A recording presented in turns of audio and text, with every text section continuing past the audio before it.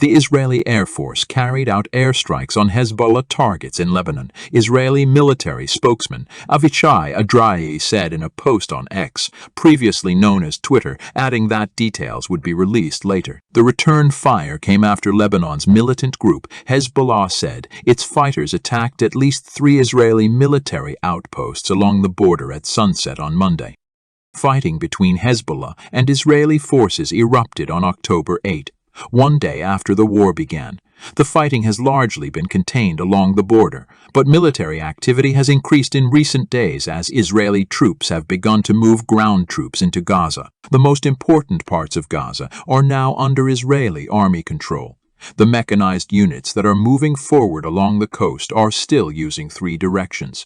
Still, the Israeli army's advance is not as quick as it was in the past several days. At present, the northern portion of Ahmed Orabi Street is under the jurisdiction of units moving southward along the coastal strip. Units that had stopped advancing into this area's depths are now heading east to assist the other 2 units that are making their way toward the Beit Lahia settlement area. With the assistance of the Navy, Israeli forces are still moving cautiously through the abandoned settlement sites as they advance with 2 units from the west of the settlement area.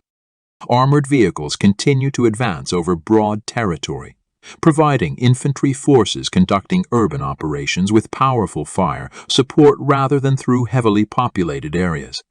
The Israeli forces moving westward have made Al-Falah Street, which runs through the southern portion of Beit Lahia town, their primary goal. As a result, the structures near Al-Salatin Saint in the vicinity south of this street must be cleared by the units first. The structures have been fortified by Hamas terrorists.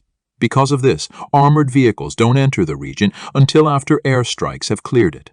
So far, warplanes have conducted over 20 sorties in this area. Israeli artillery units and jets continue to bombard the region because Hamas forces are resisting the intense bombings. As this is going on, the assault groups have begun to move across open ground in the direction of Al-Salatin Street, building a solid defensive along the controlled center. Israeli soldiers' progress in this region has been greatly slowed down by the requirement to inspect every building one by one due to the large number of structures on this street. Israeli forces discovered Hamas terrorists planning a big strike in a structure in the southern portion of the area they control on the coast, despite the ongoing advancements in the region. Even after the Israeli soldiers cleared the area, it is still unknown how the terrorists got to this location. In addition, unmanned aerial vehicles directly detected the unit trying to strike the tanks along the coast. The nearby airplanes successfully targeted the terrorists' location. It was discovered shortly after the attack that terrorists were actively using 2 buildings in the coastal strip area. The terrorists' anti-tank units building was completely destroyed. In order to evade being discovered by unmanned aerial vehicles, the terrorists perched atop their buildings and additionally concealed themselves with awnings.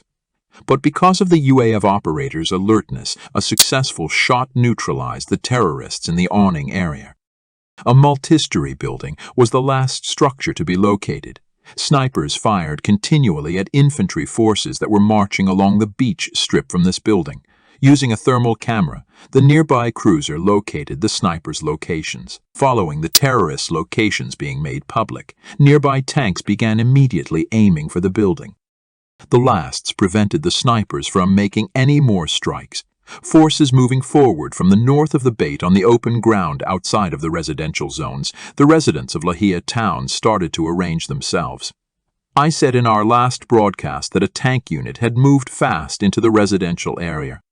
But as there was no friendly brigade nearby to assist this unit, it pulled out of the residential area and took up positions on the open ground north of the town. Fresh reinforcement troops are currently moving toward the unit positioned on the wide terrain of the coastal strip. As a result, we anticipate another alteration to the town's northern map. I'm not sure whether you've noticed, but Israeli forces haven't been able to take control of a certain spot in the middle of the coastal strip. Although there are continuous operations to clear the buildings in this region, Israeli forces are not accessing these structures because they are multi-story or no. This is primarily due to the building's extensive bombing damage, which increases the chance of a collapse. Israeli forces therefore propose that these structures act as havens for Hamas terrorists operating in this region. It doesn't seem possible for terrorists to have gained access to the three coastal structures in any other way. Let's now discuss the conflict's most important point. At the moment, Israeli forces trying to advance from Gaza City's south are halted. Israeli militants, who have strengthened their positions on Salah al-Din Street, are still attacking from two locations in the direction of Al-Rashid Street, which is to the west of their area. The division moving along 10th Street was forced to halt 400 meters short of the point where it would have divided Gaza's northern and southern sections. This is due to the fact that terrorists had extensively prepared themselves along the route that Israeli soldiers intended to take. The Israeli troops are going along the street from the buildings, and the terrorists have set up obstacles and traps. They are also firing continuously at the forces.